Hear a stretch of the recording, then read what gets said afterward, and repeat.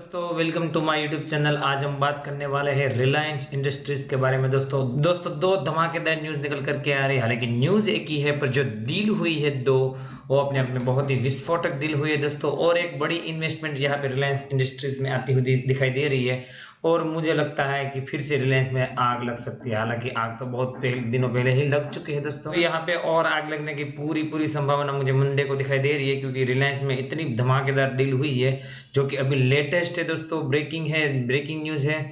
तो मैं आपको न्यूज़ के बारे में पूरा बताना चाहूँगा। इससे पहले यहाँ पे दोस्तों मैं आपको बता दूं कि रिलायंस की क्लोजिंग हुई थी गुरुवार की बात करें दोस्तों 1 अक्टूबर की, तो क्लोजिंग हुई 2229 रुपये 5 पैसे पे 5 रुपये डाउन था। 0.24% की गिरावट थी यहाँ पे दोस्तों।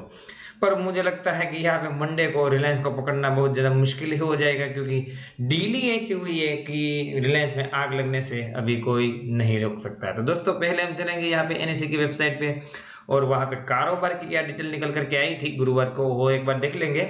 और इसके बाद सीधा न्यूज़ पे चलेंगे और इसके बाद आगे आने वाले दिनों में क्या लेवल और टारगेट आ सकता है वो सब जानने की कोशिश करेंगे। तो मैं चाहूंगा कि दोस्तों वीडियो के साथ पूरा बने रहे। तो दोस्तों मैं आपको एनएसई की वेबसाइट पे लेके आए हुई, यहाँ पे मैंने रिलायंस इंडस्ट्रीज लिमिटेड सर्च करके रखा है। जैसे कि मैंने बताया 2229 रुपये के आसपास क्लोजिंग, 5 रुपये डाउन, 0.24% की गिरावट।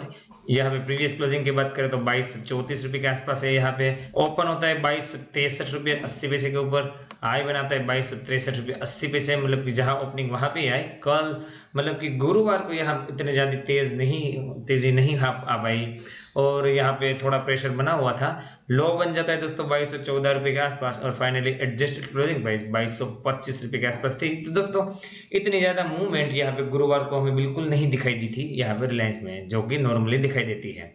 क्वांटिटी की बात करें तो 95,91,000 शेयर की ट्रेडिंग, जिसमें से 23,56,000 शेयर की डिलीवरी। डिलीवरेबल परसेंटेज देखें दोस्तों 24.57, तो यहाँ पे लगभग मान के चलिए 25% के आसपास की डिलीवरी है। तो डिलीवरी को तो यहाँ पे दोस्तों डिसेंट बोल सकते हैं। तो दोस्तों ठीक ठाक कारोबार हुआ था गुरुवार को, पर यहाँ पे जो अभी आज मैं बात कर रहा हूँ सैटरडे को 3 अक्टूबर को दोस्तों, तो जो धमाका निकला है न्यूज़ का वो अपने आप में बहुत ही बढ़िया है। और इसी के चलते मंडे को यहाँ पे रिलायंस में आग लगना बिल्कुल तय दिखाई दे रहा है। तो मैं अभी सीधा आपको लेके चलूंगा वो न्यूज़ पे। तो दोस्तों मैं ब्लूमबर्ग की वेबसाइट पे लेके आया हूँ। यहाँ पे देखें GIG TPG to invest 7,350 crore in Reliance retail venture. तो दोस्तों दो बड़े इन्वेस्टमेंट दो बड़ी फर्म के माध्यम से यहाँ पे आते हुए टोटल इन्वेस्टमेंट आता हुआ दिखाई दे रहा है 7,350 करोड़ रुपए का। रिलायंस की जो सब्सिडरी कंपनी है रिलायंस रिटेल वेंचर, उसमें यहाँ पे हिस्सेदारी खरीदते हुए दिखाई दे रही है। कौन खरीदते हुए दिखाई दे रहे हैं? GIG और TPG। यहाँ पे पूरी न्यूज़ बताने की कोशिश करूंगा। Singapore GIG and private equity firm TPG will invest combined 7,350 crore in Reliance retail unit of Reliance Industries as billionaire Mukesh Ambani continue to mop up fund for his business। तो Singapore based दोस्तों GIG और private equity firm जो TPG है, दोनों मिलाकर के 7,350 करोड़ यहाँ पे रिलायंस रिटेल की जो बिजनेस है उसमें हिस्सेदारी करेंगे। तो यहाँ पे बता रहे कि Mukesh Ambani continue fund rising करते हुए दिखाई दे रहे हैं अपने बिजनेस के लिए। आपको पता होगा कि कितनी रिकॉर्ड तोड़ यहाँ पे पहले डील हुई है। गूगल की बात कर लीजिए, फेसबुक की बात कर लीजिए और काफ़ी बड़ी जो इक्विटी फर्म है उसकी बात कर लीजिए। तो मुझे लगता है यहाँ पे जो मुकेश अंबानी का प्लान है कि सबसे पूरे भारत को डिजिटलाइज करना और पूरे भारत में यहाँ पे उसका बिजनेस फैलाना और नंबर 1 पे रहना, वो मुझे लगता नहीं कि अभी मुश्किल दिखाई दे रहा है। यहाँ पे पूरी न्यूज़ पढ़ने की कोशिश करेंगे।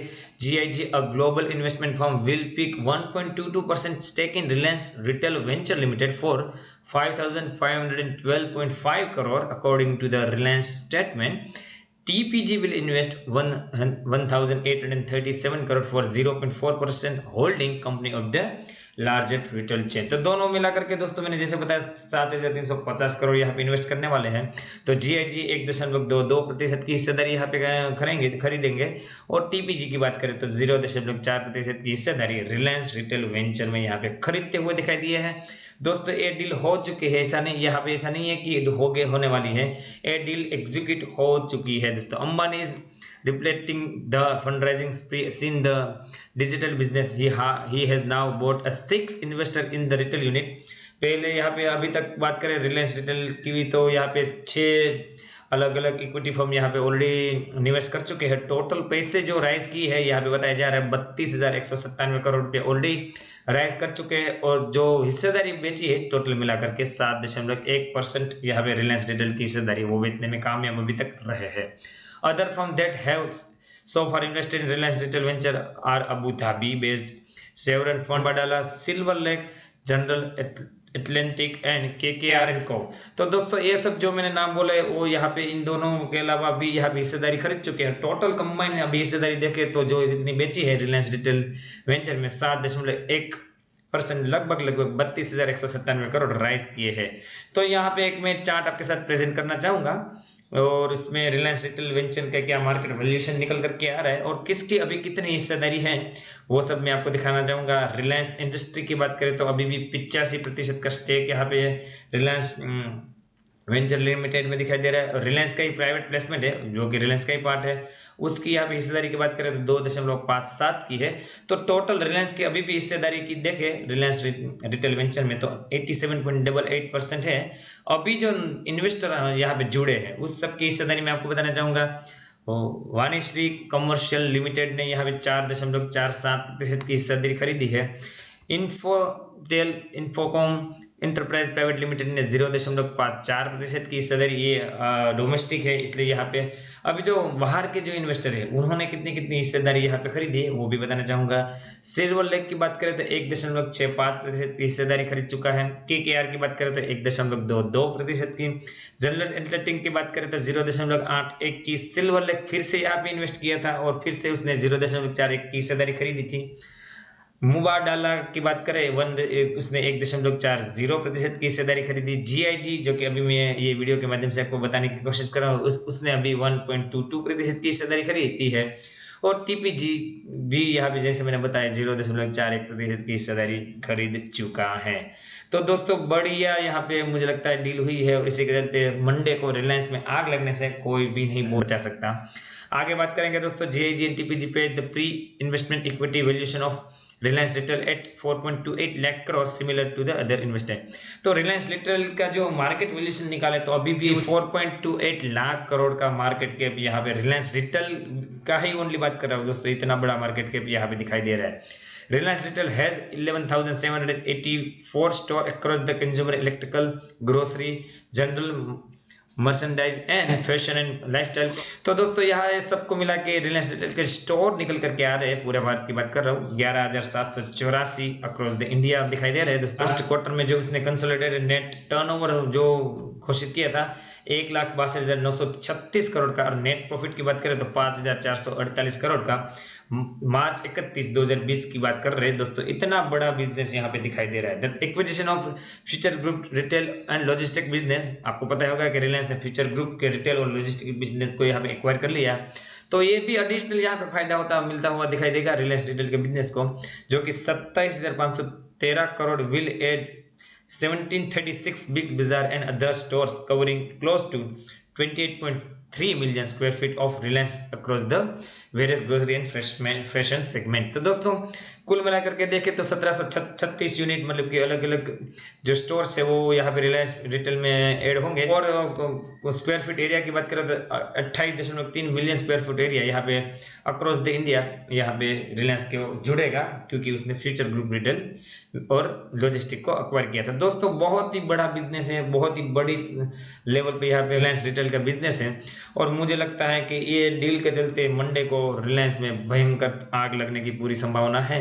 अभी हम चलेंगे चार्ट पे, और चार्ट पे क्या लेवल और टारगेट आ सकते हैं, कहाँ पे पोजीशन बना सकते हैं। जो कोई यहाँ पे ऐसा सोच रहा है कि मैंने अभी रिलायंस की रैली मिस कर दी है, तो दोस्तों ऐसा बिल्कुल नहीं है। मैं आपको चार्ट पे लेके जाके पूरी डिटेल बताना चाहूँगा कि अभी भी यहाँ पे कहाँ से मौका बन सकता है, कहाँ पे बाइंग और सेलिंग का मौका अवेलेबल है।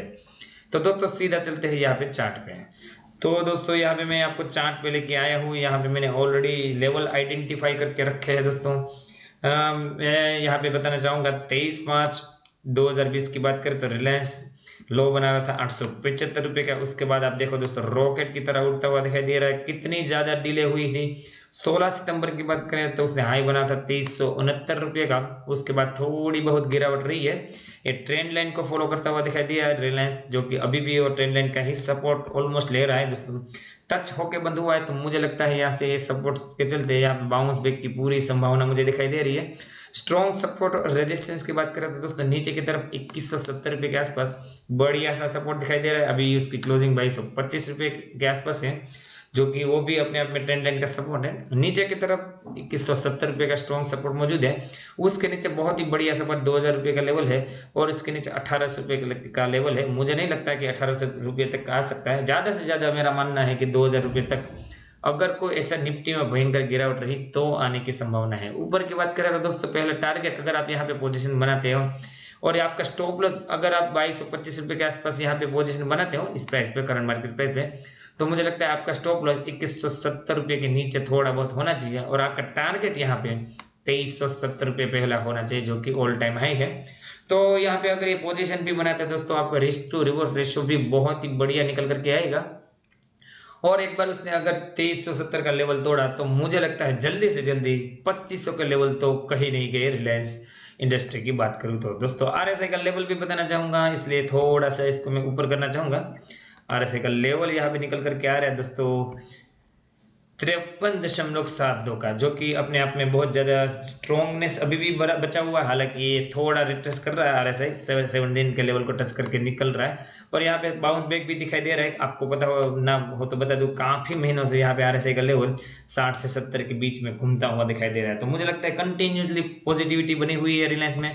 अगर मैं जैसे मैंने बताया कि करंट मार्केट प्राइस पे भी यहाँ पे आप बाइंग करते हो रिलायंस में, तो स्टॉप लॉस आपका 2170 के नीचे और टारगेट पहला 2370 और उसके ऊपर 2500 तक के टारगेट आ सकते हैं। वॉल्यूम की बात करें तो वॉल्यूम भी अपने आप में तगड़ा वॉल्यूम दिखाई दे रहा है दोस्तों। तो मैं चाहूँगा कि आप अपनी फर्दर स्टडी कंडक्ट कीजिए संडे को, और उसके बाद ही यार मंडे को कुछ पोजीशन बनाने की कोशिश कीजिए। मेरा मानना है कि रिलायंस में मंडे को तेज़ी आ सकती है। तो दोस्तों इस वीडियो में इतना ही। मैं बताना चाहूँगा जिस किसी ने भी अभी भी मेरे टेलीग्राम चैनल ज्वाइन नहीं किया वो बिल्कुल फ्री ऑफ कॉस्ट यहाँ पे टेलीग्राम चैनल ज्वाइन कर सकता है। शेयर बाजार के लेटेस्ट अपडेट्स और फ्री इंट्राडे कॉल्स और स्विंग ट्रेडिंग के कॉल्स पाने के लिए, और जो कोई भी जीरोधा में अकाउंट ओपन करना चाहता है इसको मेरी लिंक डिस्क्रिप्शन में मिल जाएगी, वहाँ से अकाउंट ओपन करोगे तो मेरी प्रीमियम चैनल में आपको जगह दी जाएगी। तो दोस्तों मिलते हैं अगले वीडियो में, तब तक के लिए thank you again for watching this video.